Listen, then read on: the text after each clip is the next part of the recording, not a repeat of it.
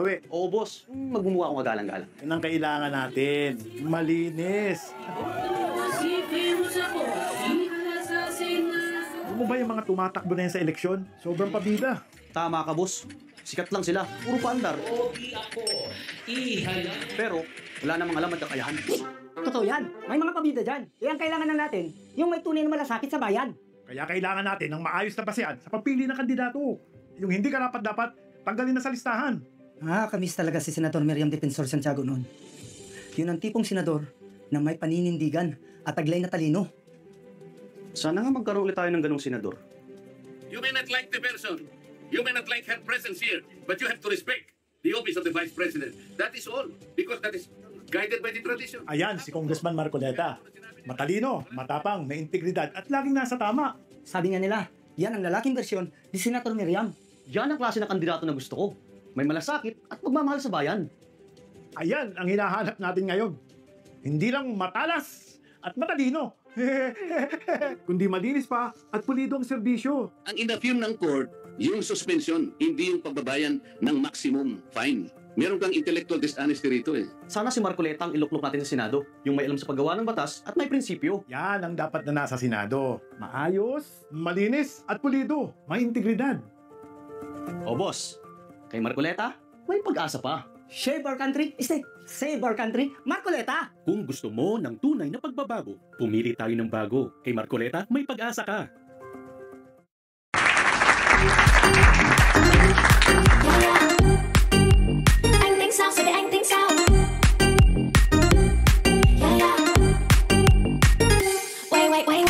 Hi, kamusta mga chong? And welcome po dito sa ating channel. And it's nice to be here again for another reaction. Yes, at bago po natin umpisahan yan, no, gusto ko na muna pong batiin ang ating overseas Filipino workers. Kamusta po kayo dyan? At kahit paano po kayo ay nakaraos na ba kayo ng inyong Christmas at ang ating mga Christmas gift, exchange gift at ating mga get-together, no? Alam mo, ang mga OFW nagkukwento sa akin yung mga yan at sinasabi nila na pagkaganyan daw nga, since wala ang kanilang pamilya, no, nasa Pilipinas at sila lang, ay mismong silang mga OFWs ay nagse-celebrate sa isa't isa. At syempre, hindi na makakasama na rin po doon dahil marami na. May messenger na nga dyan. Sabi ko nga, may mga Zoom, may mga Skype. So, kahit pa paano, nakikita na natin sila kahit lang sa camera muna. And it will make them better. No? To work better, motivate better pag nakikita nila ang kanilang mahal sa buhay. And celebrating like a dinner with co-OFWs, that is awesome. That is fine. At least nagtutulungan, naghalo-halo sila para at least magkakwentuhan man lang. Kahit man lamang isang araw. Dahil alam naman natin ang ating mga OFWs ay ang trabaho niya yan talagang hanggat maaari pag sa mga ganyang holiday, yung iba dyan ay nagko-call off pa para makasama. Okay lang ho yun, isang araw lang naman yan. But the thing is, Happy New Year din po sa inyong lahat sa bayan ng Pilipinas at saka dito po sa ating mga OFWs at sana po ang ating mga bagong taon ay maging maganda sana ang ating bayan ng Pilipinas. Okay? So OFW, saludo po ako sa inyo at mabuhay po kayo palagi at mag-iingat po. Okay? Alright. At syempre po, since nakita nyo ang ating Senator Future Marcoleta, ay gusto ko na rin po i-follow up ang aking isusunod ay boboto at i-endorse sana sa inyo. Lalo na sa ating mga subscriber, viewers, ang mga naniniwala sa ating mga kamag-anak, tropa, mga chong. Iboto po natin ang ating mga PDP laban. So, Marcoleta, Bongo, Atty. Vic Rodriguez at ang ating Bato de la Rosa. At sila po ang ating magiging, para sa akin, sila na po ang opposition ngayon. No? Lalo na't ang administrasyon na to ay bangag at puro nakaw ng pera ng inyong pera actually, ay sila na lamang ang mga pag-asa natin na pwedeng pumigil kahit papaano. Sa Congress, well, it's hard to endorse some candidate dahil una-una hindi naman natin sila masyado kilala. Ang kilala lang naman natin dyan ay yung mga tuwadcom, no? Yung mga nagkalat ng Congress, yung mga binabayaran per head daw, at yung mga offer na nakarating sa atin na 1 trillion para sirain ang ating Vice President. Okay? But as of now, ito po ay ating napipili, no? At meron pa akong gusto sanang idagdag dyan, yung dalawang lawyer sa PDP. Alam nyo mga chong, I think it's better to palitan na natin. Huwag na natin ilagay yung mga bangag. Dahil alam nyo naman, no? Come on guys. Sino ngayon na nangunguna? Si Tulfo Boy. Anong ginawa niya? Kahit pa nung nasa DSWD yan. Eh samantalang yung DSWD yan ay may mga programa ng existing. But anyway, pag-usapan po natin yan, iboto po natin ito at malayo pa naman ang kampanya. Makikilala nyo rin po lalo-lalo ng ating Rodante Marcoleta at si Atty. Vic Rodriguez. Makikilala nyo sa kampanya. Bigyan natin sila ng pagkakataon. 6 years lang yan. Siguro naman buhay pa kayo sa 6 years. No? At pagka wala silang ginawang maganda, gamante tayo. Huwag natin iboto sa re-election nila. At kung gusto nyo, sa social media na ngayon, balatan nyo na ng banata ng comment. Diba? Yun lang naman po yun eh. Diba? Sa ngayon, sila lang. Si Bato, si Go, meron naman napatunayan na yan. Hindi sila perfect. Nagkulang din naman sila. Aminin na natin.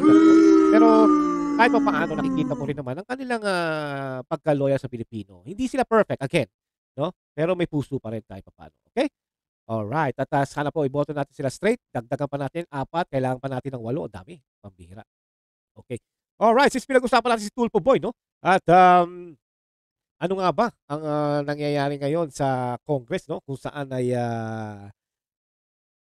mismong sa Buaya Foundation, no? At itong mga to. Well, I'm sorry but I'm not saying na lahat naman ng Congress ay buhaya. I'm not gonna say that, no? Pasensya na po kayo at nasanay tayo buhaya ang Congress dahil ito ay pinauso at naging legacy ng mga tuwadcom, no? At silang dahilan kaya nadungisan ang Congress. Aminin na natin sa hindi. At balita ko, nagpasa pa raw sila ng batas na butas, no? Na tungkol po sa mga social media fake news. Come on, guys. Actually, sila mismo ang fake, no? Ang mga gumawa ng batas. That's unfortunately sila po mismo. But anyway, ang ating po pag-uusapan dito, no, ang ating reaction ay tungkol po ito sa taong ito. Yan. Okay, ito, aminin man natin o hindi, ito ay nasa number 1 sa ngayon sa survey bilang senator ng Pilipinas. Na unfortunately, nakakalungkot dahil po marami pa rin mga Pilipino na hindi na-educate when it comes to this guy, no? At kung malalaman siguro ng buong Pilipinas ay baka magbago naman. Anyways, it's just a survey and posibleng mangyari, posibleng hindi. Nasa Pilipino naman yan. And it's hard to say, no? Kung lalo na pag February, March at malalaman mo nasa survey number 1 pa rin itong hinayupak na to, ay talagang nakakalungkot. Dahil makakakita na naman tayo ng mga senator na matutulog lang sa Senado. Anyway, kaya ko to gustong pag-usapan. No? Matagal na to eh. December 6 pa yata to, 11. I'm not sure about that. I want to react about what he said sa Congress, no? Kung saan papogi effect. Pero bago ko i-play sa inyo, which is some of you already knew kung ano talaga ito ay para sa ating mga kapwa OFW o sa mga taong nagka-catch up ngayon kung ano nangyayari sa Pilipinas, ay bumilib ako rito kay Paring Goma, no? At itong si Paring Goma ay actually, no, in real life, kilala ko itong taong to dahil nung araw po kasi ako ay taga-Tangile Street, San Antonio Village at siya po ay nasa Lawaan Street, no? Nakatira siya sa kanyang lola, nag-uumpisa pa lang siya maging artista noon. McDonald mo yan. But anyway, it's not about that. It's about siya po ay tumugis dito sa taong ito na nagpapabida sa speech sa Congress kung saan dito pa lang makikita nyo na talagang hindi siya nagpe-pay attention kung ano ang nangyayari sa Congress. Hindi niya alam sa dami ng bata niya sa ACT-CIS. So, hindi niya malang pina-research mabuti kung ano ba talaga ang nangyayari sa Section 21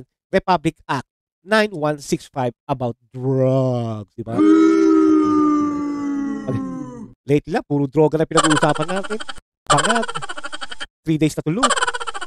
Ngayon naman is about the amendment ng drugs Section 21.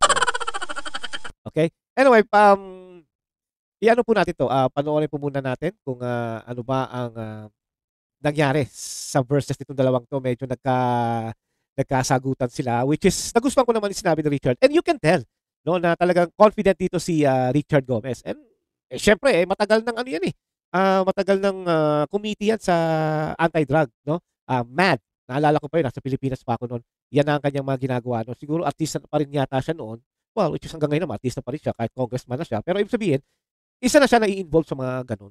Kaya siguro, and then I remember na talagang ipinasa nila to. Pero hindi ko na alam na natapos na pala ito. Kaya dito napahiya si Tulfo Boy. Diba? Okay? Panoorin po natin ang kanilang sagutan. Here we go. Mr. Speaker, members of the esteemed chamber, I rise today on a different matter. A critical matter concerning Section 21. Pambihira. Alam mo, Mr. Tulfo, no, Erwin Tulfo, ikaw naman magsalita ka na ng natural na English. No? Pambihira. No matter. Section 21. Ganito lang yun, Pilipino. Section 21, matter. Oh, ikaw masyado ka nagpapaka-American citizen. Kita mo, may kaso ka pala ngayon doon. Pambihira ka talaga. Oh. Of Republic Act number 9165 Yun. or the Comprehensive Dangerous Drugs Act of 2002, which mandates the inclusion of media representatives as signatories in the inventory of confiscated drug-related items. While this provision was crafted to enhance transparency in anti-drug operations, I submit that it is time for us to revisit and devolve this responsibility to better suited entities, Mr. Speaker. The inclusion of media representatives represents or presents significant challenges and risks. Media practitioners who are civilians are placed in potentially life-threatening situations when required to participate in such operations. Exposing them to these risks compromises not only their safety, but also that of their families, Mr. Speaker. Moreover, involving media representatives in law enforcement task raises concerns about their independence and neutrality. Journalists are meant to act as impartial watchdogs of government actions, holding public officials accountable from an objective stance. Requiring their direct participation, Mr. Speaker, in these operations undermines their role and may cast doubt on their credibility and impartiality. Alam mo, It is napapansin ko lang imperative that we devolve sa mga politiko, no, pag nasa session sila. Kasi iba ang airpat ko kasi naggaganyan din when he was a board member. Ay, ito, yung mga tao dito, kahit Escudero di ba? Kung pag nasasalita sila, ang mga dapat natin gawin ay ito lamang, no? Parang, parang tumutula. No? Doon pa lang isipin yung mabihira. Nabubulo na naman talaga ako. Ibig ko sabihin ay, parang drama effect, no? Parang show off, no? Katulad itong taong to. Magsasalita ka lang, tagalogin mo na, di ba? Parang yung salita niya parang may mga tono, parang kumakanta, parang they're trying to impress you, no? Parang hindi siya yung yung ibang katulad ng original o yung talaga totoong politikong tao na pag nagsasalita, parang wala lang. Para ka lang nagkipag-usap sa ganyan. Di ba? Kasi if you are really natural and true person, hindi yan ang gagawin mo. Sa akin yan, Yan ang aking observation, no? Kasi katulad niya, parang, hindi ka yung ginawa ni Richard, yun natural yun. Makikita niyo mamaya. Pero, may kasamang pang-aasar. No? Actually, Richard is being an asshole there. No? Pero alam natin, yung si Tulpo Boy ay napikon. Anyway, panood natin. this responsibility to more appropriate witnesses who are already empowered under the law. Section 21 of RA 9165 already mandates the presence of Department of Justice representatives and barangay officials as witnesses in this process, Mr. Speaker. Ito, pakinggan yan, pinakikita ko na nga sa inyo, na dito parang gusto niyang i-amend fast. So, ito yung parang tipong papogi effect. Diba? So, hindi niya alam na ito pala tapos na sa Congress noong 18 pa. So, ibig sabihin, ang dami mong mga tao sa ACT-CIS, mga nakatungangang binabayaran ng mga Pilipino, hindi man lang nag-research, ay sir, na-amend na pala to rito, hinihintay na lang. So dito, para sa akin, pahiya siya dito, pero syempre, he has to shift. Para syempre, kung ba naman, number 1 sa survey, no? These individuals are better suited to fulfill the role of ensuring transparency and accountability in documentation of confiscated drug-related items. Additionally, we can enhance existing safeguards to further promote transparency without involving media personnel. Like comprehensive video documentation can serve as a reliable and tamper-proof record of the inventory process, ensuring accountability without requiring physical witness to be present in danger. Talagang requiring. Feel na feel, man. Dangerous environments. Increased training and oversight for DOJ and barangay representatives can strengthen their ability to act as effective witnesses. By devolving, Mr. Speaker, this responsibility to individuals already mandated and equipped for this role, we can preserve the safety of our media.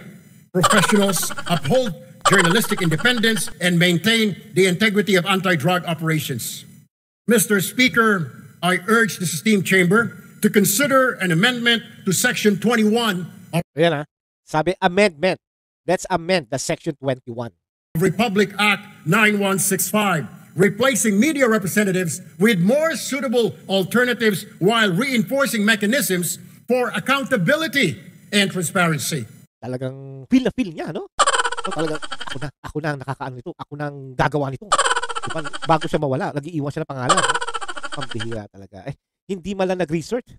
Let us act decisively to modernize this law and ensure its implementation aligns with our commitment to safety, justice, and good governance. Thank you, Mr. Speaker and my colleagues, and I look forward to our deliberations on this matter soon. Maraming salamat po, magandang hapon sa ating lahat. Sabi niya, thank you at I hope to look forward to deliberate this. I guess parang sa kanila defend this, no? Para ma-amend yung Section 21. Okay? Thank you very much. Dagang salamat. I would like to find out from the good congressman if you are a member of the Anti-Drugs Committee. No, I am not, my distinguished colleague. I am not a member of any committee right now since I am part of the deputy majority group. Yeah, grupo ni Tamba yan. Man. Di ba? Grupong-grupo. Mr. Speaker. And if you are a what were you again, Mr. Speaker? Deputy Majority Floor Leader, Mr. Speaker. Nalilito tuloy si Richard. Siguro sabi, ano? Nandun ka ba? Hindi kita nakikita. Are you sure? Parang ganun Parang ganun ang dating Richard. Deputy Majority Floor Leader. I'm very sure, Mr. Speaker, that you know very well that the Committee on Anti-Drugs is very active on RA 9165. Sagot. I am aware, Mr. Speaker. Oh, you are aware, Mr. Speaker. Thank you. If you are aware, Mr. Speaker, then... Kung nakita nyo kanina bago sumagot tong si Kolokoy, tumingin-tingin pa, ay, wala ba tutulong sa akin dyan? Ano, sabi ko, okay, I'm aware. What was the purpose of the privileged speech? I don't know if my distinguished colleague was present when I was mentioning an amendment on Section 21 of RA 9165, particularly exempting the media from being signatories in drug-related operations, particularly on confiscated items, Mr. Speaker. Dito pa lang, kita nyo na, no, na lost na rito si Tulfo Boy. Kasi bakit kanyo? Ang banat niya na lang, I don't know if the colleague are watching or is he late, di ba? Parang ganun ang dating Parang yun ang gusto niya ipahiwatig sa Congress na ito bang si Richard ay nakikinig o kararating lang or something, no? Actually, Mr. Tulfo Boy, buti nga hindi siya sinagot ni Richard. Pero kung ako yung congressman na si Richard, sinabihan niya ako ng gano'n. Sabi ko sa kanya, for your information, Your Honor, Congressman Tulfo, I was here. That's why I'm asking you right now. Because if I wasn't here, I'm not gonna be in the front and asking you a question because I don't even know what's going on.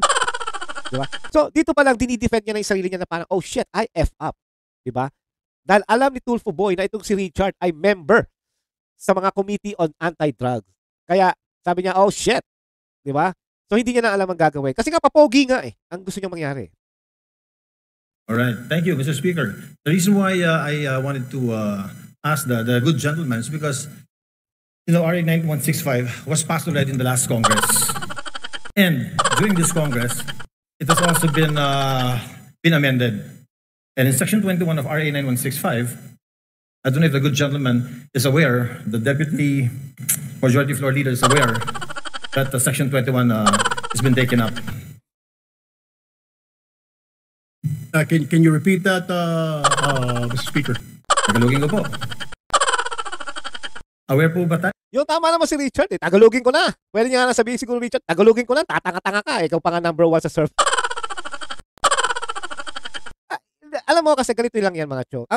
Ang bala ni Richard Gomez dito, alam niya na kasi. No? Na alam niyang tapos na. Confident siya na, oy, gago talaga to. Tatanga-tanga tong Tulfo na to. Tapos na yan, matagal na tapos yan.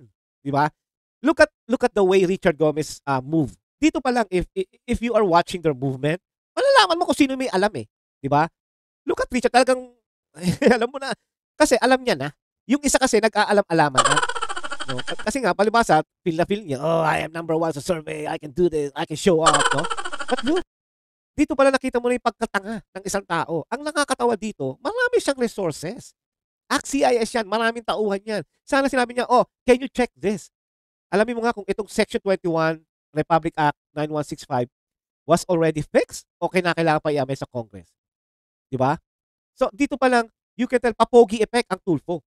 No, nawala naman talaga. Di ba?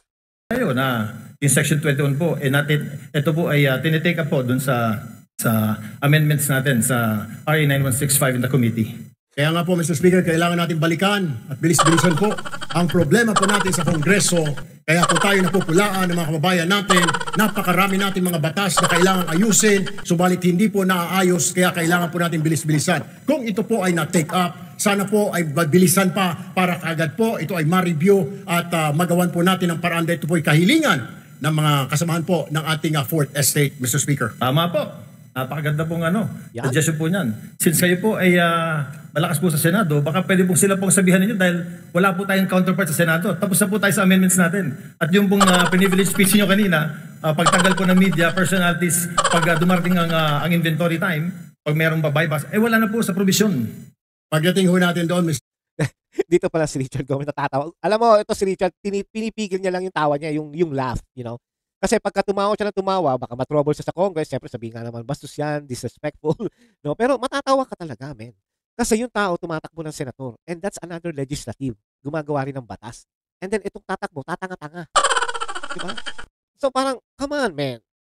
Do your homework. Mr. Speaker, we will do that. But for now, we really have to look into this, maybe push on and... We will still looking for this maybe. Ibig sabihin, hindi niya pa rin naiintindihan yung sinasabi ni Richard na it's done. Tapos na. Ito naman kasi si Richard, hindi pag diniretso, oy, tapos na yan. Tama na. Wala na yan dito sa Congress. Hinihintay na lang sa Senado. Shut up. Oh my gosh, yan ba iboboto niyo? Oh my gosh. convince our counterparts in the Senate to pass this law. See, look at the movement of Richard, no? Ito, hindi ko kinakampihan si Richard Gomez, no? At hindi ko rin sasabi na dahil kilala ko siya or what, no? Matagal na kami hindi nakikita niya, hindi na yata ako niyang kilala, no? But ibig ko sabihin, confident siya na gusto niya sabihin, tatanga-tanga talaga to, no? Sinabi ko na tapos na nga rito, tira pa rin ang tira. Dito pa lang mga chong. Ha? Ito na. Example na lang yan kung anong utak. I'm not saying he's perfect or you have to be perfect as a legislative o legislative. Pero ibig sabihin, alamin nyo naman. Di ba? Ito ilalagay nyo sa taas, sa Senado, ipopromote nyo sa Senate. Look at him. Ano bang ginawa niya? Di ba? Immediately. Matatagalan pa po tayo kasi dadaan pa po tayo ng eleksyon. Pag hinintay po natin na umabot kayo ng Senado, ay isang taon na naman po yun. See? Pinupush na ni Richard, Senado. Hindi na sa Congress, sa Senado na. Oh my gosh. Congratulations po at inamin nyo na talagang panalo na kayo sa Senado. I'm very happy that a colleague of ours will be in the Senate soon. Pero ibabalik ko lang po, Mr. Senator, na ito pong hinihiling ninyo na tanggalin natin or i-amend natin sa Provision 21 of RA 9165, matagal na po naming tinabaho ito sa aming komite at tinanggal po talaga po namin to. Ang tanging hiling namin, katulad din ng hinihiling ninyo, sana nga po mapabilis natin. Napapakamot na sa mata si Erwin Tulfo. Sabi niya, shit, ano yung sasagot ko rito? Ay, F up. Dapat pala hindi ko na inopen to. Dapat pala bumati na lang ako, umalis na ako, pambihira. Total, bata naman ako ni Tambaloslos. Kayang-kaya na ako niya, no? No? Daming pera.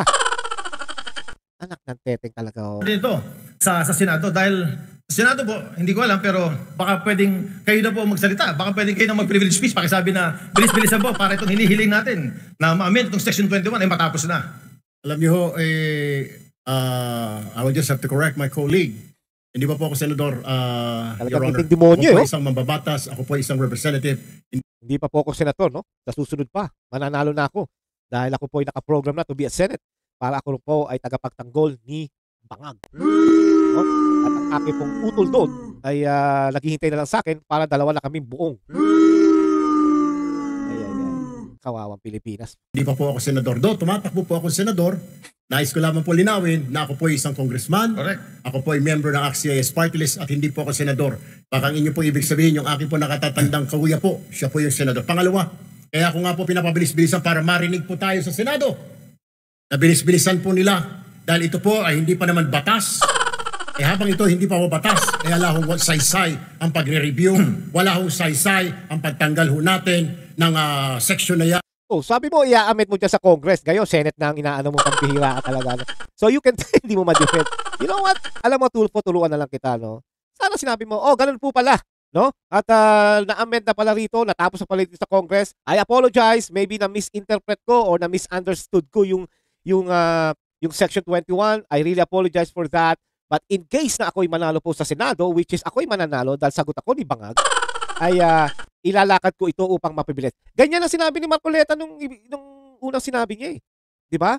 Pero itong taong to, hindi niya alam. Tanga kasi. Section 21, kung hindi pa naman po ito batas. What I am trying to point out, Mr. Speaker, I guess we have to do something about it. And para marinig ko, kaya tayo nag-privilege speech para marinig po tayo sa Senado. Now, we are waiting for the decision, Mr. Speaker. If I can only do a privilege speech in the Senate, then I will do so. Unfortunately, I'm still here, a member of 19th Congress, Mr. Speaker. But the thing is, you are the brother of a Senate. You can do something. You can contact your brother. ACT-CIS, Raffy Tulfo, the senator, is also parang affiliate niya ang ACT-CIS. So, bakit mo sasabihin na kung pwede nga lang, mag-ano tayo sa Senado pero hindi? No, you can. You can push your brother. Hey, bro, can you do this for the Filipino people? Di ba? Dito pala napakalaking tanga na eh. So, it's so embarrassing. It's so sad na itong taong to na nasa numero 1 sa survey, no?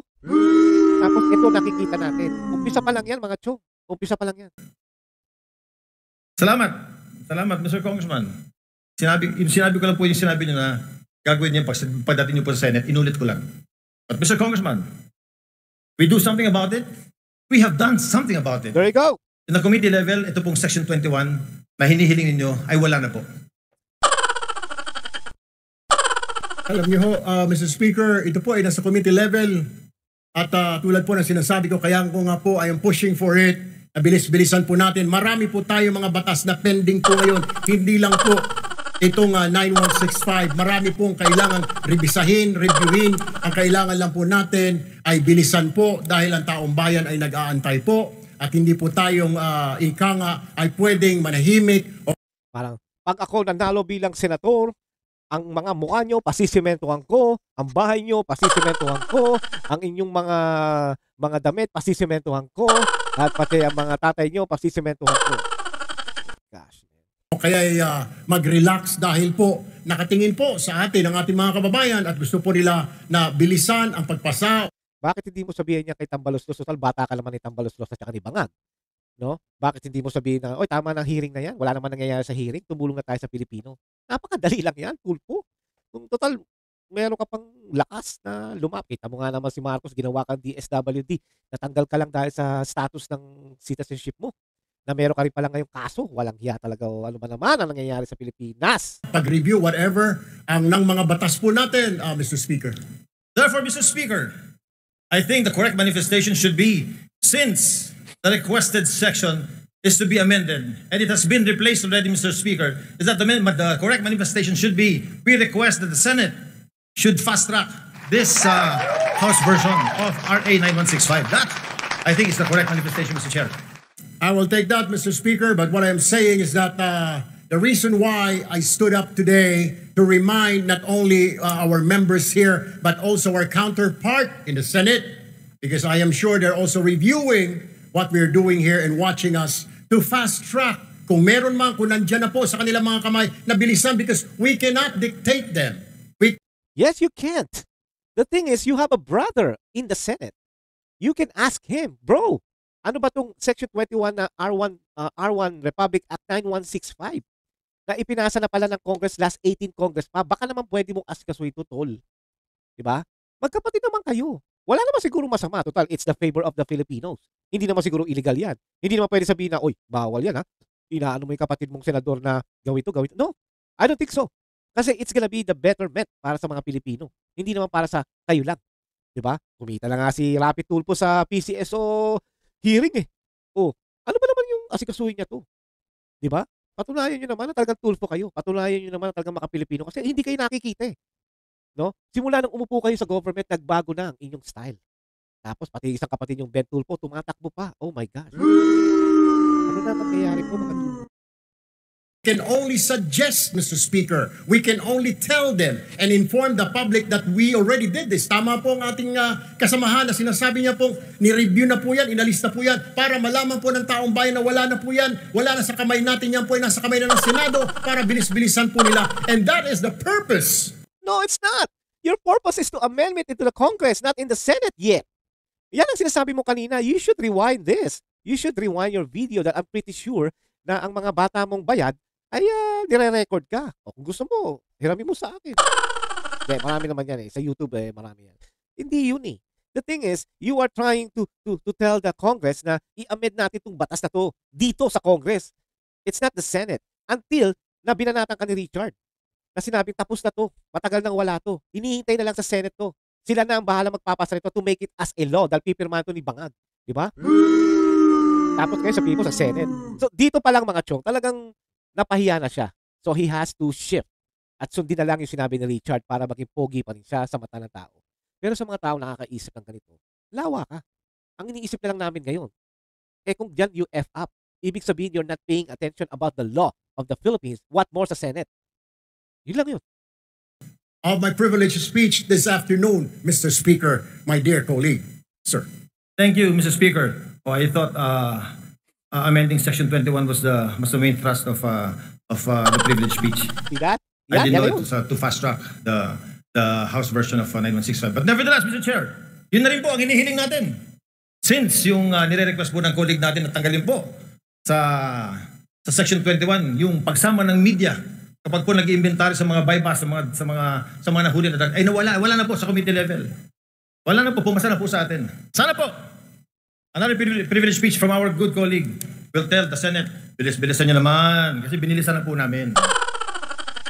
I wish I can, we will do that, Mr. Speaker, para makarating po itong ating mensahe sa kanila. Hindi naman natin pwede sila pong utusan, Mr. Speaker, kundi tayo lamang po ay pwede natin sabihin na nag-aantay po tayo. Kung naipasa na po natin dito sa Kongreso, then ang problema po ay nandoon. I guess we'll have to do or I have to make another privilege speech, Mr. Speaker. We shall await the next privilege speech. Thank you, Mr. Speaker. Thank you, Mr. Congressman. Maraming salamat po. Magandang hapon. Thank you very much. Yun. Yan mga chong, no? At yung sinabi niya na hindi natin pwedeng utusan ng Senato ang mga Senate, that's true. Siyempre, kung ako Senator, sabihan mo, oy, sino ka ba? Di ba? Ibig ko sabihin, may kapatid ka naman dyan, and kayo na mismo mga Tulfos brothers na nagsasabi na kapag kayo ay may get together, ay nag-uusap-usap kayo. Minsan politika, minsan sa media. So, yung mga yan, Mr. Erwin Tulfo, you can say that to your brother, Rafi. Total, si Rafi naman, tutulog-tulog lang naman ngayon sa Senado, no?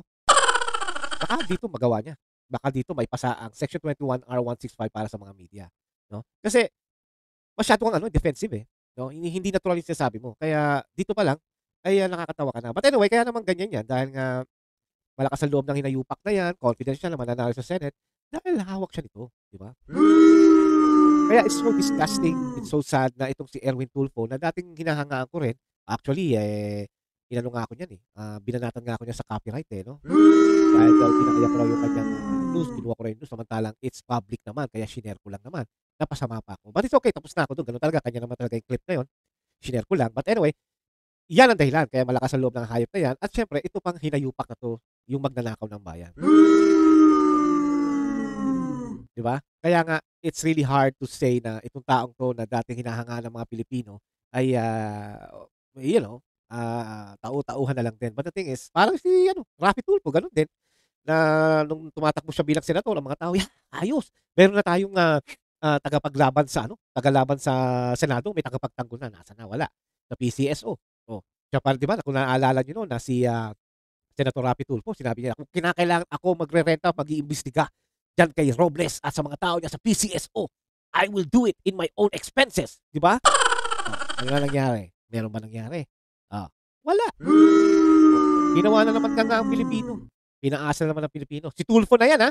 Hindi na yan ang ibang senado. Yung ibang senator, sanay ka na, nalolokohin ka lang pag hanggang dakdak lang.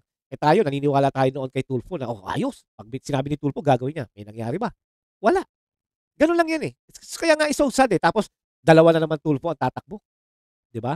At, biro mo yun na itong taong to, nangunguna sa survey.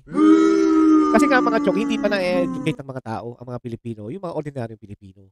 And we're not even sure kung totoo yung survey, di ba? Katulad nga sinabi ko sa inyo nung last vlog ko, ay sinabi na meron sa survey na nasa top 12 ang mga makabayang black na tumatakbo ng senator.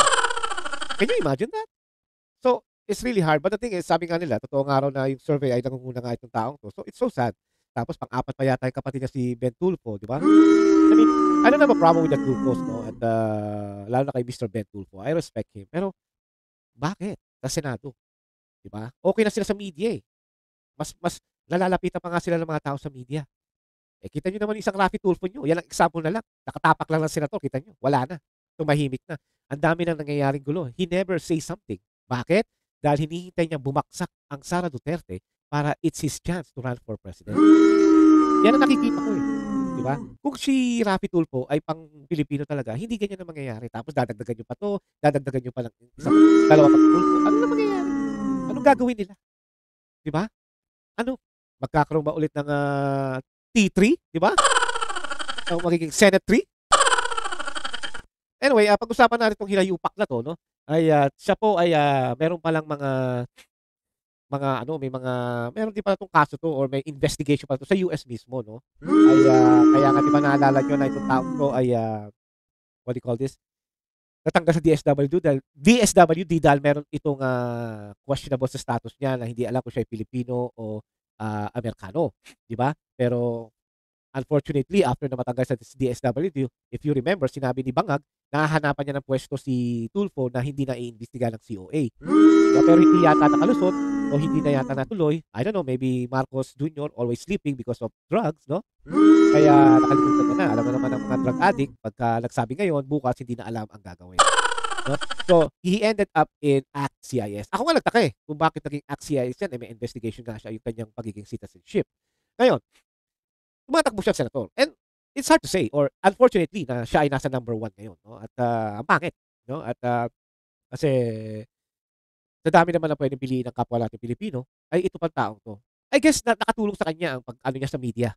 No? Yung pagiging fiscalizer niya, yung pasagot-sagot niya sa mga official, na kunyari silang naglalakad, silang nagtatapos ng kaso, something like that. You know that already. I don't have to explain to you. But the thing is, dapat ba talaga nasa senator ang taong to? Kung mismong ito ay nagkaroon pala at may nag-post po ng ganito na fraudulent identity scandal. You know, basahin po natin yung nakalagay dyan. No? Teka, maliit. Yan. Sabi dito ng Optic Politics, no? December 30, 2024. Tulfo's track record of deceit is now internationally recognized. Thanks to the US. Ayun. No?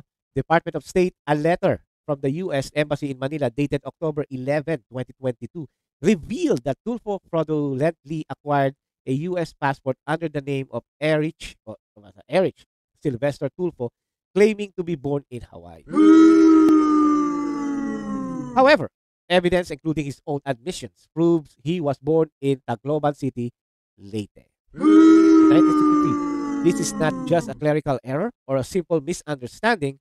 This is a calculated attempt to manipulate U.S. immigration laws and claim a false identity. Tulfo's admission that he obtained his U.S. birth certificate fraudulently confirmed his intent to deceive the U.S. authorized revoke his passport, deeming it's illegal and fraudulent under 22 CFR 51.62. How can a man who has lied about his very identity, who has cheated on entire nation, have the audacity to represent the Filipino people in the Senate? Tama nga naman. Tumatakbo siyang senator. Number 1 siya sa survey. Pero sinungaling palang hayop na to. So how are you gonna do that, guys? Kung mismo sa person, paano nangyari to? I think iba naman yung kaso ni Grace po, di ba? Pero it's beside the point. Hindi naman siguro ginawa ni Grace po to. Pero ito, kasi alam nyo mga chong, in the real life, may mga ganyan talaga sa US. No? May mga tao talaga nagbebenta ng passport at ikaw lumalabas na pinanganak sa Hawaii. Dahil mismo nakikita ko yan nung araw. No? So itong nangyayari ito kay Tulfo, possible to. Hindi to paninirang puri. Dahil sila ng kanyang puri. No? Kaya, nung sinabi na yung DSWD na kinuwestiyon na kanyang citizenship, di ba? Kaya siya nawala sa pagka-DSWD niya. But the thing is, bumalik siya sa pagiging Congress. So, ang ibig sabihin, malamang, baka nga, Pilipino talaga siya, hindi siya American citizen. Yun nga lang, ito siguro, nabungkal to ng US. Kaya pinag-e-explain siya, why? Di ba? Di ba naging military pa raw ito? Sumali pa raw ito sa military? Oh, malaking dagdag sa US yun. I mean, I'm not saying na okay lang sana kung regular citizen ka lang na naging fraud ka. Kaso sumali ka sa military. I'm not saying that. Pero the thing is, siguro malaki sa US to. Ba? Nakalusot to? Paano to nakalusot? Diba? Syempre, malakas ang loob naman nito dahil hawak siya ni Bangag. Diba? So, yun ang ibig ko sabihin. Kaya nga, kung iisipin nyo mabuti, may sulat nga sa kanya ang US Embassy, no? Which is this one. Yan. Ito muna. Yan. No? Umalis ka lang muna dyan, Tulfo Boy. Kanina ka pa eh. Number 1 ka na nga sa survey eh. No? Okay. Ayon dito, no, sa letter na to, no, basahin po natin. Dear Eric Sylvester Tulfo, the Department of State has revoked U.S. passport number 1788 issued to you in the name of Eric Sylvester Tulfo on August 6, 2021, along with any other valid U.S. passport issued to your pursuant to 22 CFR 51.62, which provide that a U.S. passport may be revoked when it has been determined that the passport was obtained illegally, fraudulently, or erroneously. The regulation cited in this letter may be found at website. So, ibig sabihin po, merong ginawang kalokohan itong si Tulfo na talagang ikakadismaya ng Pilipino. Ang problema nga, siguro hindi ito alam ng ibang Pilipino. Karamihan siguro ng mga Pilipino hindi alam to. Dahil kung malalaman to ng mga Pilipino, magbabago isip ng mga yan. Diba? Kasi think about it, guys. Itong taong to ay nabubuhay sa isang kasinungalingan. Diba? At sumasawsaw sa isang bangag. Imagine that. Dating hinahangaan sa media, palaban. Kinatatakutan nga mismo ng ibang pulis yan eh. Pag nalaman Tulfo, talagang tikop na kanilang ok-ok, di ba? Oh. Ngayon, kung ako mismo ang pulis at nalaman ko Tulfo mag-imbestiga sa akin, sabihin ko, shut up, man. Kung ikaw nga sarili mo, wala kang kwentang tao. Di ba? Doon pa lang ang aking makikita. No? Department records show that you initially executed a U.S. passport application on 1991 in which you were issued U.S. passport number 0711.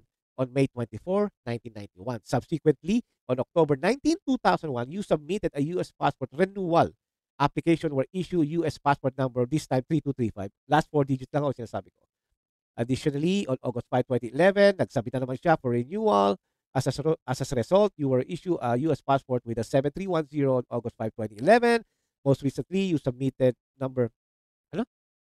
a U.S. renewal passport application presented your previously issued U.S. passport number 731 as your identity and a U.S. citizenship. Consequently, a U.S. passport number 1788 was issued in the name of Erich Sylvester Tulfo on August 2021. So, ang ibig sabihin talaga, when he was still an Erich Sylvester Stallone, o Tulfo pala, Tulfone, ay siya ho pala ay talagang may pinangahawakan na siya ay citizen. Kaya na-question ang kanyang status sa Pilipinas nung siya ay naging DSWD. Diba? So may mga fraud siyang ginawa. At may passport talaga siya ng American passport, which is, for now, no, American passport siya, but it's a questionable from the US. But the thing is, why is he in the ACT-CIS? Diba? Yun ang tanong. An investigation revealed that Erich Sylvester Tulfo, born on December 30, 1965, not 1963, in Hawaii, is not your true identity. Evidence suggests that you were Erwin Teshiba Tulfo, hindi Toshiba, no? Teshiba. Born on August 10, 1963 in Tacloban City, Leyte, Philippines. In fact, on June 27, 2022, you signed a voluntary statement that you were born in the Philippines. Kahit ikaw ay kinukuha ng DSWD, you are going to be a secretary that time. Kaya you don't really care if you are not a citizen anymore. But before that, you are trying to be a citizen at pinagmamalaki mong American citizen ka dahil wala ka pang hawak sa gobyerno. Ngayong nakakahawak ka na ng gobyerno na masarap pala, mukhang baka kumikickback, baka nakakatikim tayo ng konting papa, diyan. Kaya sabi mo, I wanna be the secretary of something. No? Okay, and you obtain your U.S. birth certificate by fraudulent means. Diba? Lastly, on September 14, 2022, di ba? Yan yata yung time na ikaw ay DSWD, you were issued a G2 visa and your US visa application, you admitted that in fact your birthplace is Tacloban City, Leyte. Philippines. Therefore, because you made a false statement of material fact on your passport application, U.S. passport number 1788 is revoked pursuant to 22 CFR. Under 22 CFR, a U.S. passport remain the property of the U.S. government, which is true, kahit sa Pilipinas, ganun din, and must be surrendered upon demand. Nasaan na yun, Mr. Tulfo? You are requested to immediately return U.S. passport number 1788 along with any other U.S. passport issued to you in that identity to the bearer of this letter. You have a right to a hearing under 22 CFR. If such a hearing is desired, please notify this office within 60 days after receipt of this notice. A request for a hearing does not state the passport revocation action taken by the Department of State. Sincerely, Michael Leach. Yan. Ang ibig ko po sabihin, mga chong, meron palang kaso itong si Tulfo Boy tungkol po sa fraudulent identity. Mga chong, ito ay tumatakbo po ng senator. And unfortunately, nasa number 1 po ito. Ano ngayon ang gusto nyo mangyari? Pababayaan nyo naman. Nakalusot na ang isang Tulfo, alam niyo yan. Oh, nakalusot na. Oh. Tapos dadagdag na naman kayo ng isa. We don't even know kung yung Raffy Tulfo baka may ganyan din. Diba? Natatandaan nyo, yung asawa niyan or something. You don't know. At meron pang isang tumatakbo ng Ben Tulfo. You don't know too. Diba? So, syempre, huhukayin niya ng kalaban niya sa politika. But the thing is, these are the complicated. Totoo to. Totoo itong lumabas na to. US na sumulat. Alam naman natin pagdating sa mga US, di ba? Tanungin nyo si Bangag. Pagdating sa US, nanginginig pa yan. Di ba? Oh, ngayon, US na. Oh, ano ngayon ang gagawin nyo, mga Pilipino? Are you still gonna vote for this guy? I'm not saying don't vote. Wag. Sinisiraan natin siya. The documents are here. Ang akin lang, mga chong, ang daming senator na pwede talagang maging senator. Look at what I show you regarding the video tungkol sa debate nila ni Richard Gomez. Doon pa lang mukha na siyang tanga. Di ba? Hindi niya na alam gagawin niya. Ang lakas sa loob niya. We need to amend this. We need to amend that. Yung pala, tapos na. So, ang ibig sabihin, he doesn't know what's going on in the Congress. What more pag umupo sa Senate yan? Eh di 2 Tulfo na. Baka namang 3 pa. So, anong gagawin natin na? Eh, hawak ni Marcos yan. Oh, yung isang Raffy Tulfo naman, alokin mo lang, tapos na, tahimik na rin. Hindi pa natin alam yung Ben Tulfo kung anong gagawin niya. So, these are all the question that you have to put it in your brain. Alam niyo mabuti, deserving ba talaga mag-senator to? Questionable yan eh. Alam niyo dito sa US, pag may mga ganyang kaso, tinatanggal na. If you guys remember, nung nanalo si President Trump, President-elect Trump, inilagay niya yung isang congressman na nag-quit. Alam mo to, Gates yata yung pangalan eh. No, if I'm not mistaken, no? Paki-correct niyo ako sa inbox. Pero nung marami siyang mga issues, nag-quit siya. He just quit. Do you think si Tulfo gagawin niya yan? Di ba? No? Hanggat hindi siya nasisita o nadadalit, titira-titira niya. Eh, ito nga lang eh, naging ACT-CIS congressman siya. Paano siya naging ganun? Eh, may kaso pala siyang ganyan. Well, siyempre may magsasabi sa akin, ano ka ba naman, Chong? Eh, kung si Castro nga, convicted, congressman pa eh, di ba? O, ayan pa kaya. O nga, tama nga naman, di ba? Tama nga naman siya, kung sino man siya, di ba? No? Eh, kung si Abante nga, eh, kahit umaatras na eh. O, may Cadillac na 18 million, may AK-47 na hindi niya alam kung paano gamitin eh. O, ayan pa kaya si Tulfo na questionable lang ang status niya? O nga naman. Diba? Eh kung yung Luistro nga ng Batangas congressman, nakabayan ko eh. Kabayan mo. O, tinagong asawa sa pangre-rape. Si Tulfo pa kaya? Tama nga naman. Eh kung si Wang Wong o si Kong Hun, o, nasa listahan ng drug list, drug lord. O, congressman pa rin. O, ikaw pa kaya? Si Tulfo pa kaya? O nga, tama. Alam mo mga chong, those are the questions that is hard to answer dahil yung mismo mga kasama ni Tulfo Boy sa Kongreso ay mga scumbags. Diba? Alam niyo mga chong, sino naman ang kawawa dito? Di ba? Ang ating mga kapwa Pilipino. Sila na naman ang kawawa, tayo na naman ang kawawa. Kapag nanalo itong mga hinayupak na scumbags na to, patay na tayo. Di ba mga chong? The only thing na pwede natin gawin ay iboto natin yung tama. Mag-research tayo. I think this is the time to vote for a right person. We're not perfect. They're not perfect. May mga baho din yan. Alam naman natin yan. May mga naging mali rin yan. But the thing is, ikumpara nyo dito sa taong to kay Tulfo. Di ba? Ikumpara nyo. Lesser evil, ika nga. Yun ang lagi ko sinasabi. Wala eh. Wala naman tayo mababotong anghel. Di ba? No? Puro mga demonyo rin naman talaga eh. No? Siyempre sabihin naman, di si Sara Duterte pala, demonyo. Chong. Hindi ko naman sinabi. Pero may mali rin siya. Hindi siya demonyo. Nagkamali na. Masyado akong bias. Ibig sabihin, hindi, mga chong, si Sara ba ng rakot? Ang confidential ba, yan na. Ang confidential ba, dinakaw niya? Hindi naman.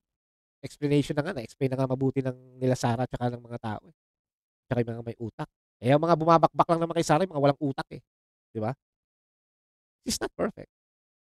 But she has a heart. That's the important thing.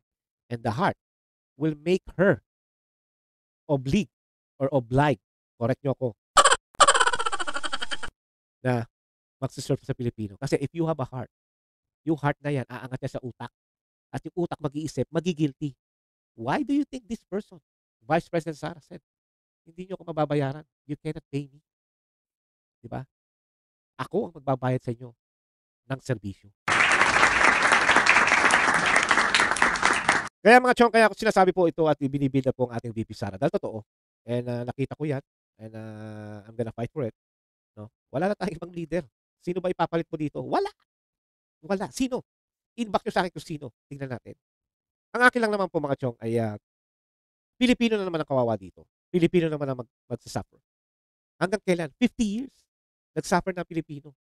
Umokay na. Again, umokay na tayo kay Tatay Digong. Di ba? Nung si Bangag na, patay na naman tayo. Yung mga smile na ganyan, kailan natin makukuha muli? Huling smile ko nakita mga Pilipinong ganyan nung 2021 pa. No? Nung si Tatay Digong pang presidente. Yan. Yung smile na yan, diyan ko nakita. Yung mga ganyan na is, kay Tatay Digong, wala na. Akala natin yung ganyang sign ni Bangag, peace, ay may mangyayari. Kasi Tatay Digong ganyan. Well, actually, kay Isko Moreno nga yan. No? Ginagaya ko lang ng konti. Pero ang ibig ko sabihin, mga chong, ang akin lang, bumoto naman tayo, nagmamakaawa na ako sa inyo. May internet na may Google na po, nasa public na yan. Diba? Please, let's educate the people na they don't know what's going on with the Tulfo. I-educate nyo mabuti. Katulad dito, i-share nyo nga ito nangyayari. Biro nyo, akalain nyo.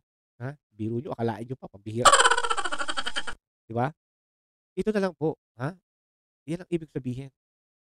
Saan makakarating na yan? Diba? Ano na mangyayari po dyan, mga chok?